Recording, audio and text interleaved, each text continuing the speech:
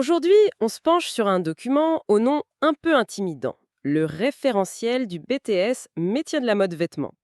On va essayer de décoder ensemble ce qui se cache derrière ce titre, quelles compétences, quel métier, bref, à quoi ressemble concrètement cette formation.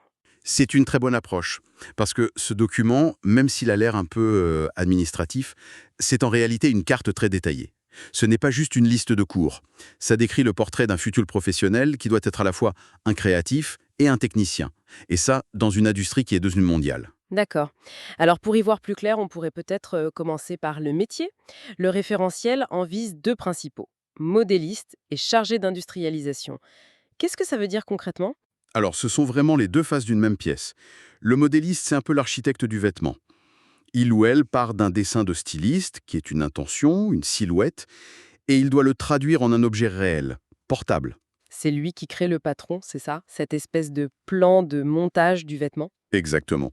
C'est le pont entre l'idée, le rêve et la réalité. Il donne la forme en 3D. Et le chargé d'industrialisation, alors?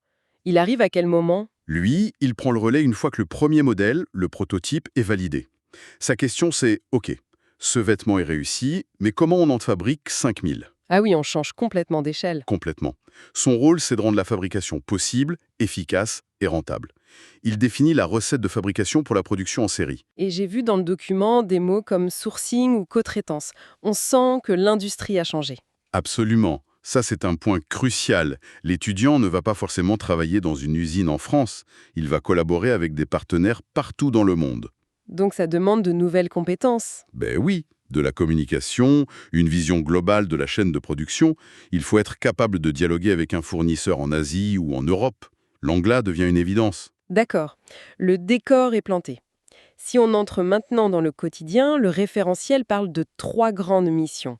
Concevoir, industrialiser et, Communiquer, c'est la trilogie parfaite. On commence par la conception. oui, l'activité A1, concevoir et développer les produits. On y lit des choses comme analyser les données du styliste ou réaliser des essayages si on imagine qu'on travaille sur une veste. Ça se passe comment? Imagine, oui. Le styliste arrive avec un croquis, une idée de volume sur l'épaule. La première étape pour le modéliste, c'est de décoder l'intention. Ensuite, il va construire le patron sur un logiciel de CAO, c'est-à-dire sur ordinateur. Il crée chaque pièce numériquement. Tout est digital alors, hein. Pas seulement. Et c'est là que ça devient intéressant. Une fois le premier prototype assemblé, vient l'essayage sur un mannequin. Et là, c'est l'œil, la main qui prennent le relais. On va vérifier le tombé, l'allure, on ajuste, on épingle. C'est un aller-retour constant entre la précision de l'ordinateur et le jugement plus sensible de l'expert. D'accord, c'est très clair. Une fois que notre veste est parfaite en un seul exemplaire, il faut la produire en série. C'est la deuxième mission, industrialiser les produits. Chaque étape pour produire vite et bien. Quelle machine pour quelle couture? Dans quel ordre on assemble les pièces pour être le plus efficace? Comment on coupe le tissu pour avoir le moins de pertes possible? C'est presque un travail de mathématicien à ce niveau-là. Un peu, oui. Il y a une tâche qui s'appelle déterminer les coûts prévisionnels. Ça a un impact direct sur le prix final du vêtement en boutique. Chaque seconde, chaque centimètre de tissu compte. Et tout ça ne peut pas se faire seul dans son coin, j'imagine. Ce qui nous amène à la troisième mission, la communication. C'est le ciment de tout le reste. Le technicien doit savoir argumenter ses choix, face au styliste, face à l'équipe de production. Et face aux partenaires étrangers, le référentiel insiste sur le fait d'échanger techniquement en langue française et anglaise. C'est devenu non négociable. Il faut pouvoir rédiger un dossier technique en anglais, expliquer un détail de montage par mail à un atelier au Portugal. La moindre erreur de communication peut coûter très cher. On voit aussi apparaître la notion de développement durable. Oui, et ce n'est plus une option. Le technicien est en première ligne. D'où vient le coton? Quelles teintures sont utilisées? Il doit tracer et communiquer toutes ces informations.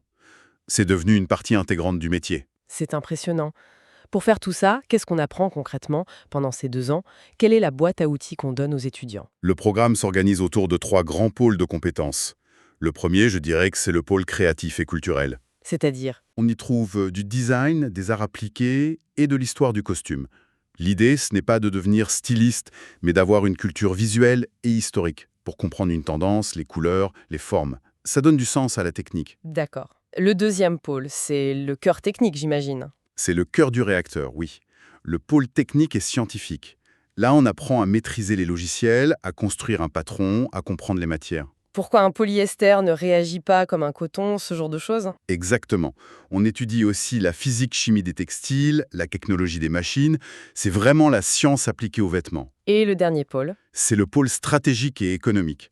Un vêtement, ça a un coût et ça s'inscrit dans un marché.